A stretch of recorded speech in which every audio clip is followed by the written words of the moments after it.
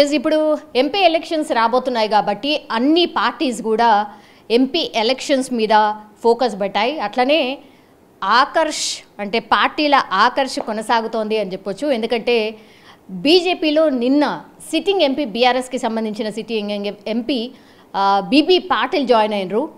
And ఇంకో MP కూడా నాగర్ కర్నూలుకి సంబంధించిన ఎంపీ రాములు కూడా జాయిన్ అయ్యారు.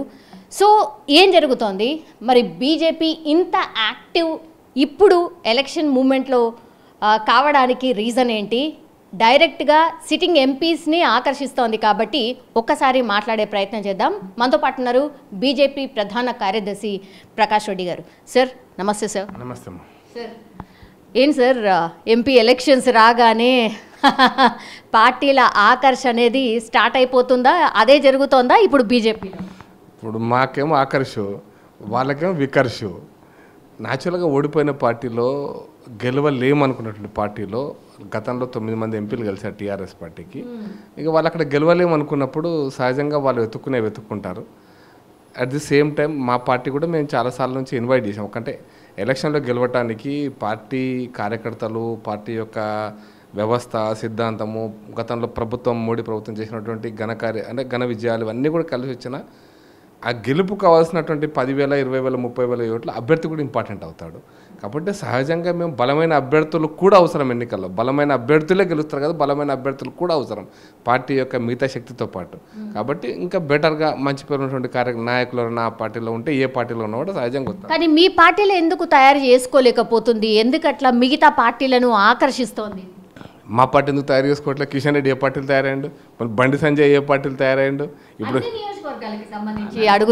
నేను అందుకోసం 17 నియోజకవర్గాల్లో 17 నియోజకవర్గాలు బయట వచ్చిన వాళ్ళకి ఏమి ఇవ్వరు. మా మురళీధరరావు గారు సీరియస్గా కాంటెస్ట్ చేయడానికి సిద్ధంగా ఉన్నాడు. లేకపోతే చాలా క్యాండిడేట్లు పార్టీలో 20 సంవత్సరాలు పనిచేస్తున్న చాలామంది ఉన్నారు. అట్లా అది ఆ కోణంలో వాళ్ళు వస్తేనే ఇస్తాము, వాళ్ళు ఉంటేనే గెలుస్తారని కాదు. మీకు మేము గత ఎన్నికలలో మేము అసెంబ్లీలో 1 సీటు గెలిచిన, పార్లమెంట్ ఎన్నికల వచ్చేసరికి 4 సీట్లు గెలిచాం కదా. బండి సంజయ్ గారు ఈ పార్టీలో పుట్టి ఈ పార్టీని వరకు ఈ పార్టీలో ఉండి గెలిచాడు కదా. కిషన్ రెడ్డి గారు ఈ పార్టీలో పుట్టి ఈ పార్టీలో ఉండి గెలిచాడు కదా. గతంలో గెలిచిన ఎమ్మెల్యే నరేంద్ర గారు ఈ పార్టీలో పుట్టాడు కదా. దత్తాత్రేయ గారు ఈ పార్టీలో పుట్టి ఎంపీ అయ్యాడు, గవర్నర్ అయ్యాడు, ఎమ్మెల్యే గెలిచాడు. కాబట్టి బయట పార్టీలకి వెళ్ళి వస్తేనే మాకు ఉంటుంది అనేటువంటి అభిప్రాయం కరెక్ట్ కాదు. అట్ ది సేమ్ టైం మంచి నాయకులు ఏ పార్టీలో రావాలని కోరుకుంటాం. అయితే వాళ్ళు వస్తున్నారు కాబట్టి మా మూల సిద్ధాంతాన్ని మార్చుకొని మేము పార్టీ పనిచేయట్లేదు. నరేంద్ర మోడీ గారు ఆ పని చేయట్లేదు, అమిత్ షా గారు లేరు. ఈరోజు భారతీయ జనతా పార్టీ దేశ రాజకీయాలలో మేము ఏవైతే విషయాలను, విధానాలను జనసంకాలంలో దీన్ దయాల్జీ చెప్పాడో, నేను ఇంకొక మాట చెప్పాలంటే 1953 అంటే జస్ట్ ఇమాజిన్ చేయి, 40+ ఒక 70 ఏళ్ళ కింద ఏ అంశాలైతే ఏవైతే తీర్మానాల్లో పెట్టామో జనసంఘ్ పార్టీ మొదటిది సమావేశంలో, ఆ తీర్మానాల్లో మోడీ గారు ఇంప్లిమెంట్ చేస్తున్నారు. కాబట్టి సహజంగా మాకు ఎన్నికల్లో గెలవటం ఇంపార్టెంట్, గెలిచిన తర్వాత వాటిని అమలు చేసేటువంటి విషయం. కాబట్టి మేము పార్టీ వ్యవస్థాగతంగా కార్యకర్త నిర్మాణం ఇది ఒక అంశమైనప్పటికీ కూడా గెలుపు కూడా ఇంపార్టెంటే కదా. మేము 272 సీట్లు పైన గెలవాల్సిందే కదా అధికారంలో ఉంటారంటే. అధికారం ఉన్నప్పుడే కొన్ని ఇటువంటి 370, 370 ఆర్టికల్ తీసేయడం కానీ, అంటే మిగతా మేమైతే సిద్ధాంతాన్ని చెప్తున్నామో వాటిని అమలు చేసే అవకాశం అప్పుడే వస్తుంది. కాబట్టి మేము దానికోసమే కొన్నిసార్లు కొత్త వాళ్ళని కూడా ఆకర్షిస్తాం. అందుట్లో మంచి వాళ్ళు ఉంటే ఆకర్షిద్దామని, మంచి వాళ్ళని తీసుకొని అభ్యర్థులు ఇస్తారు. ఈ వాతావరణం మొత్తం స్టేట్లో ఏర్పడితే 17 సీట్లు ఖచ్చితంగా. ఎక్కడ సార్ ఎట్లయితుంది సార్? బండి సంజయ్ పోటీ చేస్తే ఓడిపోయారు మొన్న అసెంబ్లీలో, దాని తర్వాత అరవింద్ గారు పోటీ చేస్తే ఓడిపోయారు. ఎంపీ క్యాండిడేట్స్లే ఎమ్మెల్యే లాగా ఓడిపోయారు. మరి ఇప్పుడు ఎంపీలుగా ఎట్లా గెలుస్తారు అనుకుంటున్నారు? కిషన్ రెడ్డి గారు కూడా ఎమ్మెల్యే ఓడిపోయిండు, అదే కిషన్ రెడ్డి గారు ఎంపీ కూడా గెలిచిండు. కాబట్టి ఒక్కొక్కసారి ఏమంటే మొన్న అసెంబ్లీ ఎలక్షన్స్లో తెలంగాణ రాష్ట్రంలో ఏర్పడినటువంటి వాతావరణం ఏంటంటే ఒక 2 రకాల, ఒకటేమో నెగిటివ్ వాతావరణం కూడా. బీజేపీ బీఆర్ఎస్ ఒకటే కాబట్టి బీఆర్ఎస్ అంటే విపరీతమైన కోపం ఉన్నటువంటి పర్సెంటేజ్ ఆఫ్ ఓట్స్ అది 10% కావచ్చు. 110 మందే ఉంటారు, 100 మంది అట్లాగే ఉంటారని కాదు. 10 మందో 12 మందో 15 మందో బీజేపీకి వేసినా బీఆర్ఎస్ కలిసిపోతాయేమో, లేదా బీఆర్ఎస్కు సీటు తక్కువ పడితే బీజేపీ వేస్తుందేమో. కాబట్టి 80% బీఆర్ఎస్ గెలవద్దు అనుకునేటువంటి వాళ్ళు కాంగ్రెస్ పార్టీ ఓటేశారు. అది సహజంగా వచ్చినటువంటి ఒక నెగిటివ్ డిస్కషన్ వచ్చింది. మా మీద వ్యతిరేకత కాదు. రెండో పాయింట్ ఎక్కడ వచ్చిందంటే బీఆర్ఎస్ను ఓడించాలి కానీ బీజేపీకి సత్తా లేదు. ఇది పాజిటివ్. బీజేపీకి సత్తా లేదు కాబట్టి ఎట్టి పరిస్థితుల్లో బీఆర్ఎస్ ఓడిపోవాలంటే కాంగ్రెస్ గెలవాలి అనేటువంటిది రెండో ఆయన. ఒకటేమో బీజేపీ బీఆర్ఎస్ ఒకటి, రెండోది అంటే బీజేపీని బీఆర్ఎస్ నిలువరించలేదనేటువంటి రెండోది. ఈ రెండు కోణాల నుంచి కాంగ్రెస్ పార్టీ గెలిచింది. అయితే ఇప్పుడు జరుగుతున్న ఎలక్షన్స్ దేశ రాజకీయాలలో బీఆర్ఎస్ అనేటువంటి పార్టీ ఇప్పుడు ఇన్సిగ్నిఫికెంట్ అయిపోతుంది. ఎందుకు ఇన్సిగ్నిఫికెంట్ అయితే అంటే గతంలో 2014లో 15 సీట్లు గెలిచినారు. వాళ్ళు సాధించింది ఏం లేదు, అయిపోయింది చరిత్ర అది. 2019లో 9 సీట్లు గెలిచారు. అప్పుడు ఇక్కడ రాష్ట్రంలో ప్రభుత్వం ఉంది. నిజం చెప్పంటే 88 సీట్లు అసెంబ్లీలో గెలిస్తే 16 బీజేపీ బీఆర్ఎస్ గెలవాలి, కానీ గెలవలే, అది వేరే విషయం. అంటే గెలవకపోవడానికి విశ్లేషణ వేరే విశ్లేషణ. కానీ అట్ ది సేమ్ టైం ఇప్పుడు 9 కాదు 3 గెలిచినా 2 గెలిచినా 1 గెలిచినా ఏం చేస్తారు? ఈ 2 సీట్లతో వీళ్ళు ఏం చేయబోతారు? తెలంగాణ ఉద్యమ కాలంలో ఉద్యమాన్ని పార్లమెంట్లో లేపాలా, పార్లమెంట్ జాతీయ స్థాయిలో ఉద్యమం యొక్క రిఫ్లెక్షన్స్ కనపడాలనుకుంటారు. మీరు 10 ఏళ్ళ అధికారంలో ఉన్నారు, తెలంగాణ వచ్చింది, 10 ఏళ్ళ అధికారంలో అయిపోయింది. మీరు అధికారంలో ఉన్నప్పుడే 9 మంది ఎంపీలు తెలంగాణ రాష్ట్రం కోసం చేసింది ఏమి లేదు. కాబట్టి ఇప్పుడు కొత్తగా 4, 3, 2, 1 గెలుస్తారా అనుకుంటే గెలిస్తే ఏమవుతుంది? వాళ్ళు ఏం చేస్తారు? ఢిల్లీలో పోయి పార్లమెంట్లో పోయి వాళ్ళు ఏం చేస్తారు? గతంలో ఏం చేస్తారంటే 2004లో కాంగ్రెస్ పార్టీకి మళ్ళీ అవసరమైతే సపోర్ట్ ఇచ్చినట్టుగా ఏదో ఒక పార్టీకి సపోర్ట్ ఇవ్వాల్సిందే, వాళ్ళు ఏదో ఒక కూటమికి సపోర్ట్ ఇవ్వాలి. మొన్నటి వరకు మీకే కదా సార్ సపోర్ట్ చేసింది బీఆర్ఎస్ పార్టీ. గెలిస్తే ఏం చేస్తుంది అంటే వీళ్ళు గెలిస్తే అగైన్ మీకే సపోర్ట్ చేస్తారు కదా. ఆ ప్రయత్నం కూడా జరుగుతోంది. కేసీఆర్ గారు మిమ్మల్ని కలిసే ప్రయత్నం చేస్తున్నారు అనేది కూడా బాగా చర్చ నడుస్తోంది సార్. అందుకోసం చెప్తున్నా, ఇంతకుముందు చెప్పింది కూడా బీజేపీ బీఆర్ఎస్ ఒకటి అంటే తప్పుడు చర్చ ఒకటి, ఇప్పుడు మీరు చెప్తున్న కూడా ఒక తప్పుడు చర్చ. బీఆర్ఎస్ పార్టీ మొదటి 14-19 మధ్యలో ఉన్నటువంటి కాలఖండంలో బీఆర్ఎస్ పార్టీ బీజేపీకి కొన్ని అంశాల వారీగా మద్దతు ఇచ్చినమాట వాస్తవం. కానీ 19 నుంచి అంటే మా రాష్ట్రపతి అభ్యర్థి కోటేశారా, ద్రౌపది ముర్ము గారు కోటేశారా, మా ఉపరాష్ట్రపతి అభ్యర్థి కోటేశారా? మన పార్లమెంట్లో అనేక చట్టాలు వచ్చినాయి. ఏ చట్టానికి నేను సూటి ప్రశ్న మీరు అడిగి లేవనెత్తారు కాబట్టి చెప్తున్నా. ఏ చట్టానికి 2019 నుంచి 2024 మధ్యలో ఇప్పుడు పార్లమెంట్ చివరి పార్లమెంట్ వరకు ఈ 5 సంవత్సరాలలో ఏ చట్టానికి బీఆర్ఎస్ పార్టీ బీజేపీ మద్దతు ఇచ్చింది చెప్పండి? 370కి మద్దతు ఇచ్చిందా, లేకపోతే ఇంకో చట్టానికి మద్దతు ఇచ్చిందా చెప్పండి? ఏ చట్టం? అదే సార్, ఎందుకు ఏమైంది అంటున్నా. ఏమైంది అంటే గంత మంచిగా దోస్తాని ఉండే అసలు ఏమైంది, ఏడ జడింది అనేది అందరు క్వశ్చన్. మరి మీరే చెప్పాలి సార్. 2004లో మన మన్మోహన్ సింగ్ గారు ప్రధానమంత్రి కావడానికి కేసీఆర్ గారి యొక్క 6 ఎంపీలే కారణమైనవి. మరి ఏం చేయడింది కాంగ్రెస్ పార్టీకి? కాంగ్రెస్ పార్టీలో క్యాబినెట్ మంత్రి ఈయన మన్మోహన్ సింగ్ గారు ప్రధానమంత్రి ఉన్న దాంట్లో కేసీఆర్ గారు మంత్రి. ఏడు చేయడింది కేసీఆర్ తోటి? అందుకోసమనే బీఆర్ఎస్ పాత్ర ఇంతే ఉంటుందని చెప్తున్నా. మళ్ళీ నేను క్లారిటీ చెప్తున్నా. వాళ్ళ సొంత అవసరాలు కావచ్చు, వాళ్ళ పైరవీలు కావచ్చు, వాళ్ళ పార్టీ యొక్క అవసరాలు కావచ్చు, రాజకీయ అవసరాలు కావచ్చు, ఈ మూడింటికి ఏ పార్టీ అంటే కనెక్ట్ అవుతుందో ఆ పార్టీకి మద్దతు చేయడానికి పనికోసం తప్పిస్తే ఇంకా వీళ్ళు సాధించేది ఏం లేదు. నేను పాయింట్ అక్కడే చెప్తాను. వీళ్ళు చేయగలిగింది ఏం లేదు. పార్లమెంట్లో ఏదో ఒక పార్టీకి వాళ్ళ రాజకీయ అవసరం కోసం ఏదో పార్టీ పంచన చేరాల్సి వస్తుంది. అది మాతో చేస్తారా వాళ్ళతో చేస్తారా అనేది వేరే విషయం. మేమే గెలుస్తున్నప్పుడు మాతో చేయాల్సిన అవసరం ఉంది. మేమే 14 సీట్లు గెలవాలని మేము కోరుకుంటున్నాం కదా. మేమే గెలవాలనుకుంటున్నప్పుడు మా పంచన చేయాల్సిన అవసరం ఉంది. ఆయన గెలిచే 9 సీట్లు మాకు ఇవ్వండి, అదేదో మేమే చేస్తాం కదా. మా పంచన చేరటోళ్ళ గురించి మాకెందుకు ఇంకా? సార్, ప్రధాని వచ్చినప్పుడు కూడా సీఎం రాలేదు, బాగా సభలల్లా అవినీతిపరుడు, కుటుంబ పాలన ఇట్లా బాగా చర్చలల్లా ఆర్ స్టేజ్ పైన నుంచే చెప్పి వెళ్ళిపోయినరు. కానీ ఏం చర్యలు తీసుకోలేదు అని పబ్లిక్లో బాగా నాటుకుపోయింది సార్. అది అంటే మీరు డిఫెండ్ చేయలేకపోయినరా? పబ్లిక్లోకి పోతుంటే కూడా మీరు ఆపలేకపోయినరా? బండి సంజయ్ని మార్చడం ఒక రీజన్ అయిందా, లేకపోతే కవిత గారిని అరెస్ట్ చేస్తారు అన్నారు, అదొక రీజన్ అయిందా? ఏమైంది? అవినీతి పరులు లేదా మాకు ఏటీఎం అయింది, ఇవన్నీ ప్రధానమంత్రి దగ్గర నుంచి అందరూ మాట్లాడినాయి కదా. కరెక్ట్, అది అందరూ మాట్లాడినాయి కదా. నేను ఒక ప్రశ్న అడుగుతున్నాను మిమ్మల్ని, డైరెక్ట్ ప్రశ్న మీ ద్వారా టీవీ ప్రజలకు కూడా. రేవంత్ రెడ్డి గారు దొంగ లంగా ఇట్లా దబ్బులు తిన్నాడు, అవినీతి పడని చెప్పిండు కదా. ఈ రాష్ట్రానికి ముఖ్యమంత్రి అయింది కదా. కేసీఆర్ ముఖ్యమంత్రిని దించేసింది కదా. మరి ఒక్క కేసులు ఇప్పటిదాకా చిన్న కేసు మంత్రివర్గంలో ఉన్న ఏ ఒక్క మంత్రి మీద కూడా ఇప్పటిదాకా కేసు పెట్టలే కదా. గొర్రెల కేసు అంటే ఆఫీసర్ల మీద కేసు, లేకపోతే ఇంకొక బర్రెల కేసు అంటే ఆఫీసర్ల మీద కేసు, చేపల కేసు అంటే ఆఫీసర్ల మీద కేసు, శాండ్ అంటే ఆఫీసర్ల మీద కేసు. మన మంత్రివర్గ సహచరులు ఒక్కళ్ళు అంటే వాళ్ళకి ఏమి జరగలేదు, వాళ్ళంతా నీతి మంత్రులు మంత్రివర్గ సహచరులు ఇంక్లూడింగ్ కేసీఆర్ గారు. మరి ఎందుకు చేయలేకపోతుండ్రు రేవంత్ రెడ్డి? అందుకోసమైనా చట్టాలకు కూడా కొన్ని పరిధులు ఉన్నాయి.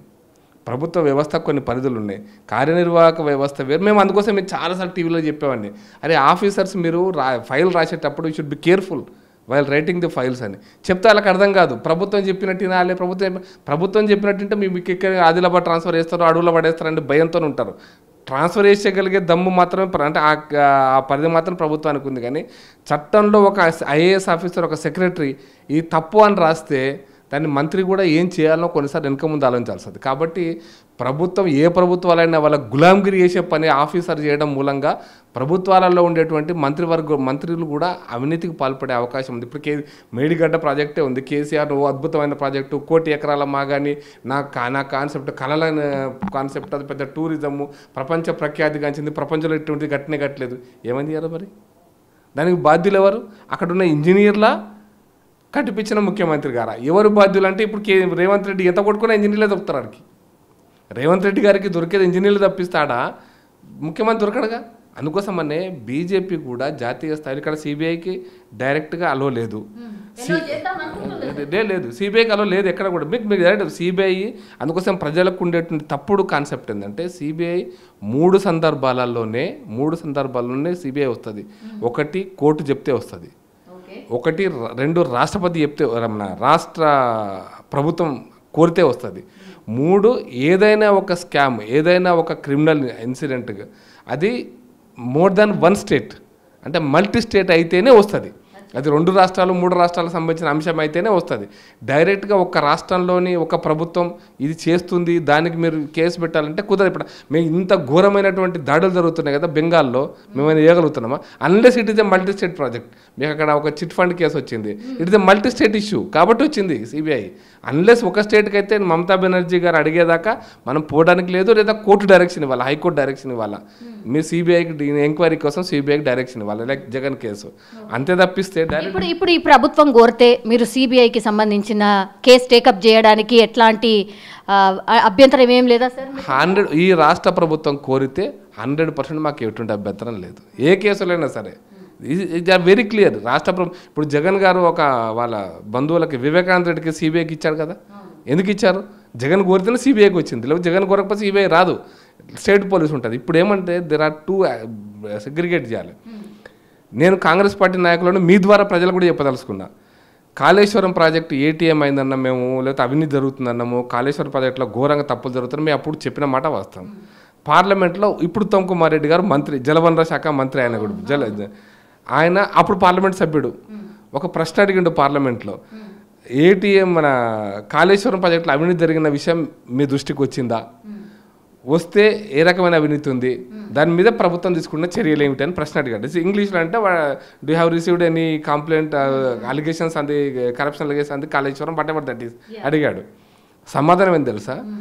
కాళేశ్వరంలో అవినీతి జరిగినట్టుగా మాకు ఎటువంటి సమాచారం లేదు అని కేంద్ర ప్రభుత్వం పార్లమెంట్లో ఆన్సర్ చెప్పింది. అది చెప్తున్నప్పుడు అగో చూసినావా బీజేపీ బీఆర్ఎస్ ఒకటే, ఎందుకంటే అవినీతి లేదని చెప్తారు కదా వాళ్ళు. ఈడ మాట్లాడతారు, అడపోయి పార్లమెంట్ ఇట్లా మాట్లాడతారా, బీఆర్ఎస్ లొల్లి. తేడా ఏంటంటే పార్లమెంట్లో సమాధానం చెప్పేటప్పుడు చాలా స్పష్టంగా కింది చదవరు, మనం చదవం కింది చర్చించని చేస్తాం. కాళేశ్వరానికి సంబంధించి కేంద్ర ప్రభుత్వము 1 రూపాయి కూడా ఇవ్వని మాట వాస్తవము.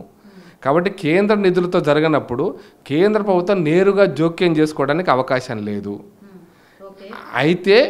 అయితే మేము అడిగినా కూడా as per the government of Telangana we have not received any allegations or complaints about the Kaleshwaram అన్నారు. రాష్ట్ర ప్రభుత్వం వచ్చి, కేంద్ర ప్రభుత్వం వచ్చి, వాళ్ళ ఏజెన్సీ వచ్చి ఇక్కడ కరప్షన్ ఉంటే డబ్బా పెట్టి కరప్షన్ కాయిదాలు ఉంటే మీకు డబ్బులు వేసిపోండి మేము చూస్తామంటే కుదరదు. అట్లా రాష్ట్ర ప్రభుత్వం చెప్పే సమాచారం మీదనే పార్లమెంట్లో ఆన్సర్ ఉంటుంది. ఇది ఫెడరల్ వ్యవస్థలో, భారత పార్లమెంటరీ ప్రజాస్వామ్య వ్యవస్థలో ఇది సహజం. ఇక లేదు అంటే మీకు బీజేపీ అన్నారు కదా, లేదన్నారు కదా అంటే కాదు. అది రాష్ట్ర ప్రభుత్వం ఇచ్చిన సమాచారం మేరకు ఇప్పటి వరకు ఎటువంటి లిఖితపూర్వకమైనటువంటి మాకు ఆరోపణలు అందలేదు, ఇది కరెక్టు. అంటే ఈ ఆన్సర్ చదవకుండా మొదటి సెంటెన్స్నే కట్ చేసి మీరు పెట్టేసేస్తే బీజేపీ ఎటువంటి ఆరోపణలు అందలేదు అని మాకు అన్నారంటే కైపాయి.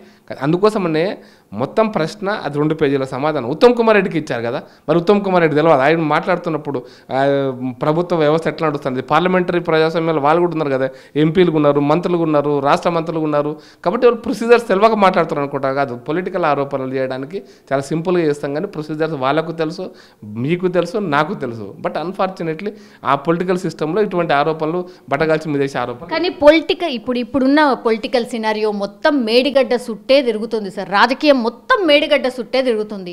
ఇవి ఇంపాక్ట్ చూపిస్తాయి అనిపిస్తుందా ఈ ఎంపీ ఎలక్షన్స్లో? ఖచ్చితంగా ఉంటుంది. అంటే ఇప్పుడు అందుకోసం బీఆర్ఎస్ పార్టీ అధికారంలో ఉన్నప్పుడు మనందరం కూడా చాలా చెప్పుకున్నావు, కేసీఆర్ తిమ్మిని బంబింగ్ చేస్తాడు, అరే కేసీఆర్ వాగ్దాటి ముందు మిగతా వాళ్ళంతా వేస్ట్, కేసీఆర్ ఏమన్నా వేసి పవర్లోకి వస్తాడు పోయి, కేసీఆర్ కొంచెం తక్కువ వచ్చి నాకు కాంగ్రెస్ పార్టీలో కూడా ఆయన మనసులో పంపించి గెలిపించుకొని తెప్పించుకుంటాడు, కాంగ్రెస్ పార్టీ అభ్యర్థులు కూడా ఫండింగ్ చేస్తుండే. ఇవన్నీ మనం చర్చించుకున్నాం ఎలక్షన్ల ముందర. బట్ ఏమీ జరగలేదు. అసలు విషయం ఏంటంటే మేడిగడ్డ ప్రాజెక్టు యొక్క అసలు పరిస్థితి ఎన్నికల సందర్భంగా బయటకు వచ్చింది, ఇప్పుడు ఇంకా బయటకు వస్తుంది. ఎందుకంటే ప్రభుత్వం మారినప్పుడు ప్రభుత్వం దగ్గర రికార్డెడ్ ఫైల్స్ ఉంటాయి.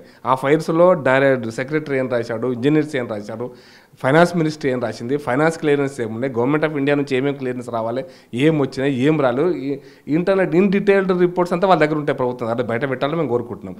Medigadda will be certainly an important issue in the next elections, next parliament elections. మీ స్టాండ్ ఏముండబోతోంది సార్? పార్టీలు పక్కన పెడదాం సార్, ప్రజలకు ఇబ్బంది కాకుండా అంటే ఇక్కడున్నోళ్ళు కావచ్చు, మీరు కేంద్రంలో ఉన్నోళ్ళు కావచ్చు, ప్రజలు కోరుకుంటుంది ఒకటే, దీనికి సొల్యూషన్ ఏంది? ఇట్లా కొట్టుకోవడమేనా, మాటల దాడి చేసుకోవడమేనా? దీనికి ఏమైనా సొల్యూషన్ చూస్తారా లేదా? మేము మొన్న అసెంబ్లీలో కూడా చర్చ జరిగింది. ఒకరోజు అంతా నీటి ప్రాజెక్ట్ మీద జరిగింది, మేడిగడ్డ మీద కూడా జరిగింది చర్చ. మేము బీజేపీకి అడుగుతుందంటే రేవంత్ రెడ్డి గారు ఒక 2 ఏళ్ల కింద ఆయన ఎంపీగా ఉన్నప్పుడు 7 కింద ఏం బండి సంజయ్ గారు, ఏం కిషన్ రెడ్డి గారు నాకు అమిత్ షా అపాయింట్మెంట్ ఇప్పిస్తారన్నారు. మొత్తం అవినీతి డాక్యుమెంట్స్ అన్నీ ఉన్నాయి. నేను ఇవన్నీ తీసుకపోయిస్తే ఖచ్చితంగా కేసీఆర్ జైలుకు పోతాను. మొత్తం సాక్ష్యాలు నా దగ్గర ఉన్నాయి. ఈ సాక్ష్యాలతో రుజువు చేసుకోలేకపోతే నేను రాజకీయ సన్యాసం పుచ్చుకుంటా, దమ్ముందా మీకు అని ప్రశ్నించాడు. సాక్ష్యాలు అన్నీ ఉన్నాయి కదా రాష్ట్ర ప్రభుత్వం దగ్గర. అది రేవంత్ రెడ్డి గారు స్టేట్మెంట్ ప్రకారమే మీకు రికార్డు దొరుకుతుంది కదా, ఏ ఛానల్కి పోయినా రికార్డు దొరుకుతుంది అని మాట్లాడింది. మరి ఆ ఛానల్స్ ప్రకారం మేడిగడ్డ దగ్గర ఎంక్వైరీ చేయించండి. తీసి 1 ఎవరు దాంట్లో తప్పు చేశారు, ఎవరి దగ్గర నుంచి ఎవరికి డబ్బుల మార్పు జరిగిందా, అది క్వాలిటీ ప్రాబ్లమా, అంటే దాన్ని కట్టినటువంటి నిర్మాణంలో క్వాలిటీ నాణ్యత ప్రాబ్లం ఉందా, అసలు కట్టినటువంటి స్థల ప్రాబ్లమా, కట్టే కంటే ముందు తీసుకోవాల్సిన జాగ్రత్తలను తీసుకున్నారా లేదా, ఏమైనా మిస్ అయినారా, తొందరపాటు కట్టడం వల్ల వచ్చినటువంటి సమస్యలు, ఇవన్నీ అధ్యయనం చేయడానికి అఫ్కోర్స్ ఉత్తమ్ కుమార్ రెడ్డి గారు మన అసెంబ్లీలో ఒక ఆన్సర్ చెప్పినాడు, ఒక సొల్యూషన్ కూడా చెప్పినాడు. ఏంటంటే we're giving this total file to national dam safety అథారిటీకి ఇస్తున్నాము. Let the dam safety authority certify that. దీన్ని రినోవేట్ చేద్దామా, అంటే మొత్తం డిస్మాంటిల్ చేసి కొత్త మేడిగడ్డ మళ్ళీ ఒక బ్యారేజ్ కడదామా, లేదా ఈ ఉన్నటువంటి కొంత కుంగిపోయినటువంటి ప్లేస్ని కడదామా? ఇది నాట్ ఓన్లీ మేడిగడ్డ, లేదు అన్నారం సుందిలలో కూడా ఈ ప్రాబ్లం ఉంటుందా? ఉంటే ఇవన్నీ స్టడీ చేసిన తర్వాత ఆ రిపోర్ట్ వచ్చిన తర్వాతనే దానికి ఏం చేయాలనేది మేము నిర్ణయం తీసుకుంటాం. అప్పటిదాకా మేము నిర్ణయం తీసుకునేది ఏం లేదని చెప్పాను. ఎందుకంటే ఎక్స్పర్టైజ్డ్ ఒపీనియన్ రాకుండా మళ్ళీ దాన్ని ఆ పిల్లర్స్ కడతామని పొలిటికల్ పర్సన్ చెప్పినా ఉపయోగం ఉండదు. కాబట్టి తెలంగాణ ప్రజలకు ఆన్సర్ ఏంటంటే, తెలంగాణ ప్రజలు మేడిగడ్డ దగ్గర ఉన్నటువంటి ప్రాజెక్టు అది పనికొస్తుందా పనికిరాదా అని తెలంగాణ ప్రజలకు మేం చెప్పాలన్నా, పొలిటికల్ పార్టీ చెప్పాలన్నా, ఉత్తమ్ కుమార్ రెడ్డి చెప్పాలన్నా, ఎక్స్పర్టైజ్డ్ ఇంజనీర్స్ చెప్పాలన్నా? ఈరోజు ఇంజనీర్స్ చెప్పాలి, వాటి కోసం వెయిట్ చేస్తున్నాము. దానికి ఆల్రెడీ గవర్నమెంట్ ఆఫ్ ఇండియాకి వీళ్ళు లెటర్ రాసినారు. లేదా government of India team, expertised team రానియండి. వచ్చినాక అసలు జియోగ్రఫికల్గా, జియోలాజికల్గా ఆ సైటు కరెక్టా, ఎంత డెప్త్లో అది ఇసుక ఉంది, ఆ ఎంత డెప్త్కు పోయి దాన్ని బ్యారేజ్ నిర్మాణం చేయాలా, ఇప్పుడున్న ఇసుక కాకుండా ఇంకా ముందుకు పోవాలన్నా, వెనకకు పోవాలన్నా, ఆల్ దీస్ థింగ్స్ ఇవన్నీ కూడా ఇఫ్స్ అండ్ బట్స్ చాలా ఉన్నాయి. కాబట్టి అప్పుడు అది వచ్చేదాకా వెయిట్ చేయాలి తప్పిస్తే ప్రజలకు ఏం చెప్తాం? ఇప్పుడు కేటీఆర్ లాంటి వాళ్ళు దుందుడుకు మాటలు, నేనేమంటే ఒక చదువుకున్నారే కానీ చదువురాని మాటలు మాట్లాడితే అర్థం లేదు.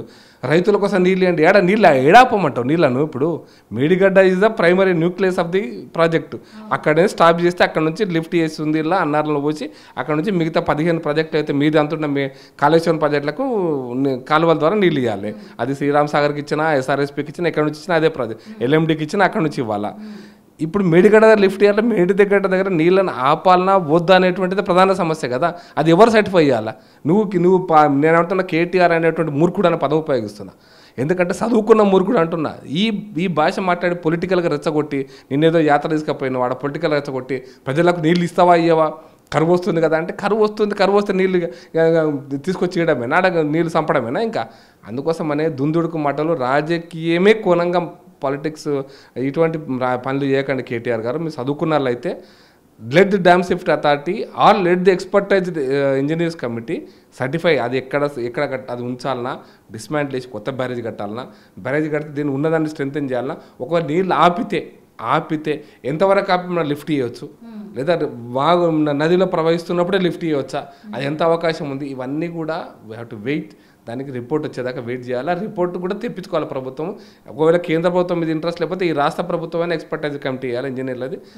వాళ్ళ యొక్క సజెషన్స్ ప్రకారమే బిల్లు నడపాలి తప్పిస్తే నేను ఇంజనీర్ కాదు, ఆయన ఇంజనీర్ కాదు, ఇష్టమైన మాట్లాడితే పాలిటిక్స్లో అది మంచి పద్ధతి కూడా కాదు. ప్రజల ధనం మళ్ళీ వృధా అవుతుంది.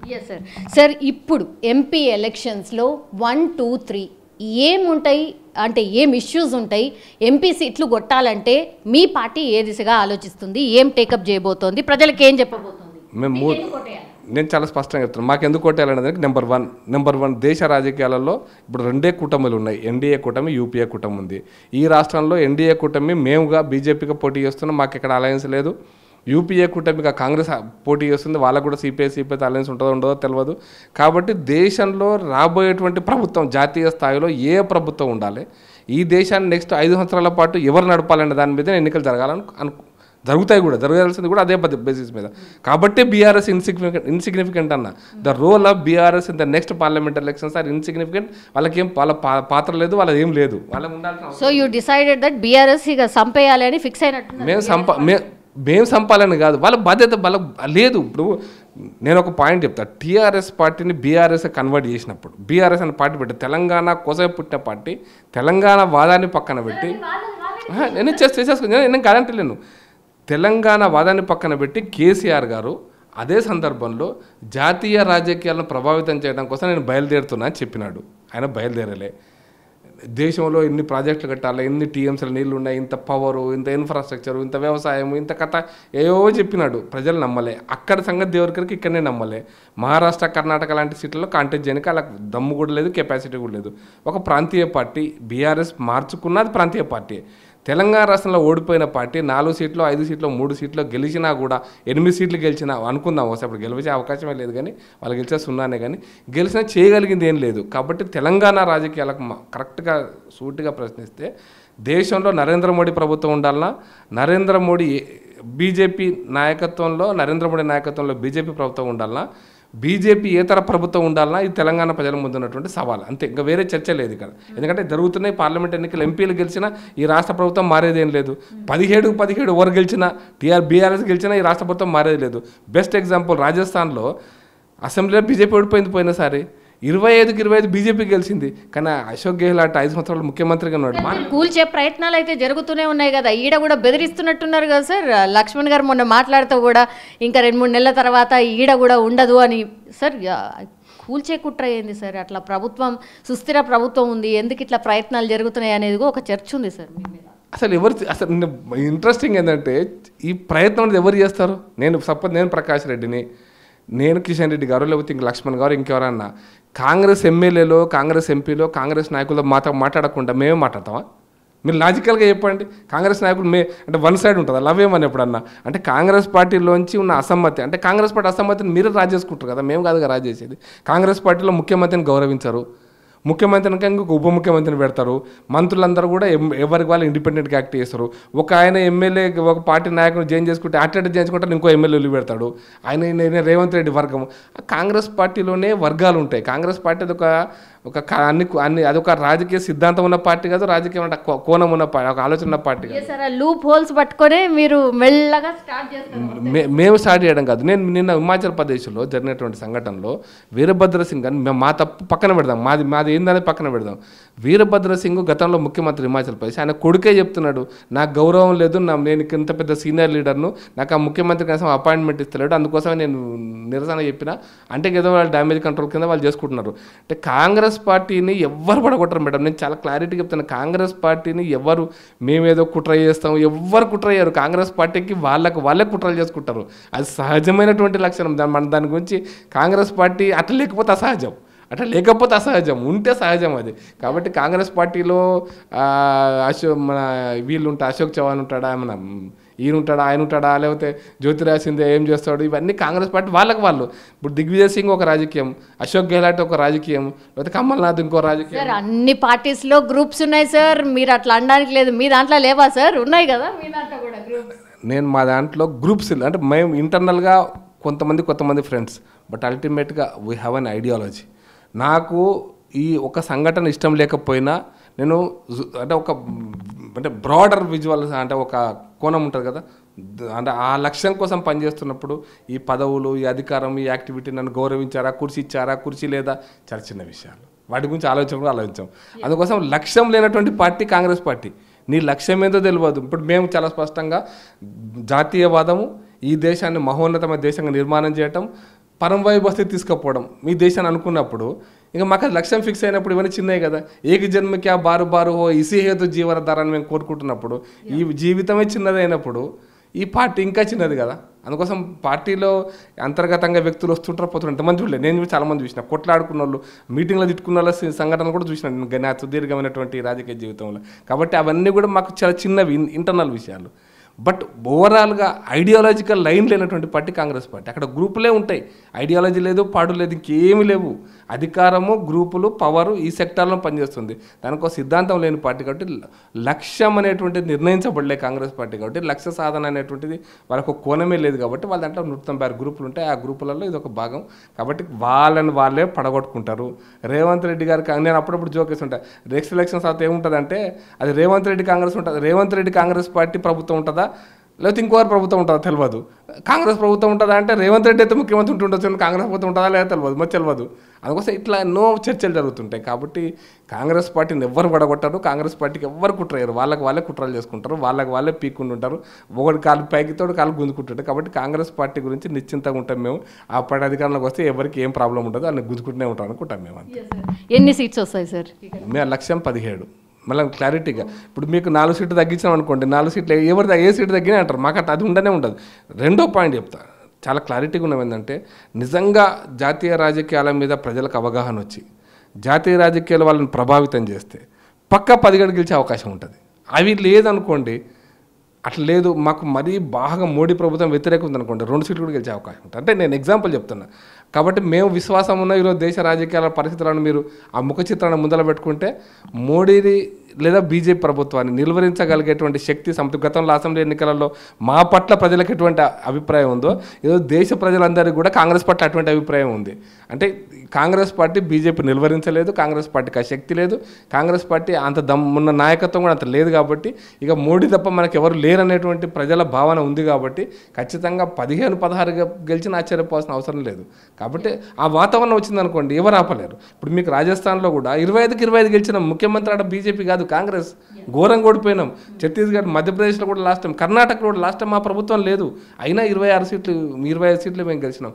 కాబట్టి పార్లమెంట్ ఎన్నికలలో జాతీయ రాజకీయాలను, బీజేపీ ప్రభుత్వాన్ని, మోడీ నాయకత్వం లేని ప్రభుత్వాన్ని, వాళ్ళు చేసినటువంటి కార్యక్రమాలను ప్రజలు బేరోజు వేసి దాని ఆధారంగా ఓట్లే ఎన్నికలు జరిగితే తెలంగాణలో ఖచ్చితంగా మేము 10 సీట్లు గెలుస్తాం. అదే ఆధారంగా జరిగితే ఇంకేమైనా ఫ్యాక్టర్స్ ఇన్ఫ్లుయెన్స్ చేస్తా అనేది టైం టు టైం వచ్చేటువంటి దాన్ని బట్టి డిసైడ్ అవుతుంది.